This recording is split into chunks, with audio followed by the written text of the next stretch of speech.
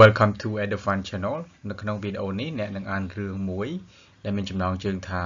A camping trip with my friend មានន័យថាដំណើរបោះតង់ជាមួយមិត្តភ័ក្តិរបស់ខ្ញុំ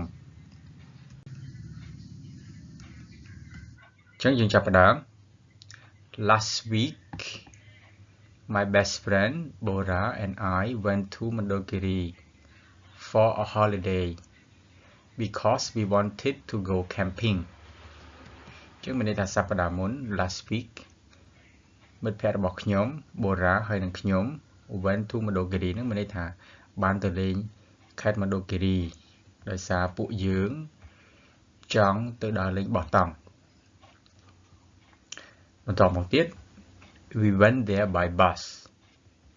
and then we walked from the bus station into the forest មានន័យថាម៉េចមានន័យថាពួកយើងបានដើរពីយើងបានទៅទីនោះដោយជិះឡានក្រុងហើយបន្ទាប់មកគឺយើងបានដើរពីស្ថានីយ៍ឡានក្រុងទៅក្នុងព្រៃបន្តមកទៀត Along the way we saw a lot of birds tall trees and beautiful flowers មានន័យថានៅតាមបណ្ដោយផ្លូវយើងបានឃើញ we saw a lot of birds សត្វបក្សីជាច្រើន tall trees ដើមឈើខ្ពស់ហើយនឹងផ្កាស្អាត As soon as we found a perfect place to stay we set up our tents មានន័យថានៅពេលដែលយើងបានរកកន្លែងឥតខ្ចោះដើម្បីស្នាក់នៅពួកយើងបាន set up our tents មានន័យថាយើងបានរៀបចំតង់របស់យើងនឹងរៀបចំតង់ដេក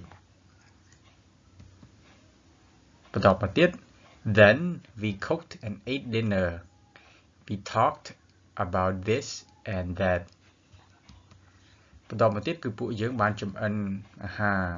ហើយយើងញ៉ាំអាហារពេលល្ងាចហើយយើងនិយាយពីរឿងនេះនិយាយពីរឿងនោះបន្តមកទៀត While we were sleeping we heard a strange noise. ពេលដែលយើងកំពុងតែដេកយើងបានឮសំឡេងដ៏ចម្លែកមួយ At first it was far away then it was getting nearer to our tents មុនដំបូងគឺវាឆ្ងាយហាក់ដូចជាឆ្ងាយតែបន្ទាប់មកវាកាន់តែគៀកទៅមកកាន់តង់របស់យើង We went outside to check it but we couldn't find anything មានន័យថាពួកយើងបានចេញទៅក្រៅដើម្បីឆែកមើលវាប៉ុន្តែរកអីអត់ឃើញទេអត់មានរកអីឃើញទេ So we went back to sleep however I was really scared ពួកយើងបានត្រឡប់ទៅដេកវិញចូលដេកវិញប៉ុន្តែខ្ញុំនៅតែខ្លាចខ្ញុំមានអារម្មណ៍ខ្លាចខ្លាំងIn the morning, we woke up. When we woke up, we saw a dead deer next to our tents. ព្រឹកឡើងនៅពេលដែលយើងភ្ញាក់ពីដេកពួកយើងបានឃើញក្តាន់មួយស្លាប់នៅជិតតង់របស់យើង Therefore, we both decided to go back home because what happened was really strange. Therefore ប្រែថាដូច្នេះហើយពួកយើងទាំងពីរនាក់បានសម្រេចចិត្តត្រឡប់ទៅផ្ទះវិញ because